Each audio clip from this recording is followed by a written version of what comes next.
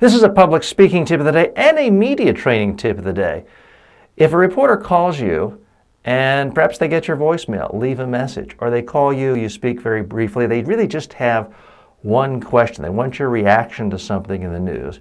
Here's what I do. I will answer the question, but I'll do it in a video. I'll come into my studio right here. I'll answer it in a video, and then I'll email them the video. And I'll say, hey, this is exclusive to you. Not on my own website, not on my YouTube channel, not on Facebook.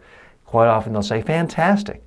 So they'll use my video, and the reporter will pull text out of it to put the quote in the text story, if it's a text or online story. They'll use the full video. It gives me more experience and practice speaking. It gives me a larger audience, and it allows my viewpoints to get out unedited to the media outlet. So if it's going on a New York Daily News website, for example, where I've done this, they're not going to edit the video down to just 12 seconds. They're going to put the whole video there. So I might have a 90-second statement on the issue of the day. So it's a great technique. Very few people do it. Reporters tend to appreciate it. More public speaking experience for you, more media experience for you, and a way to get more of your message out to the audience. It's a win for everyone.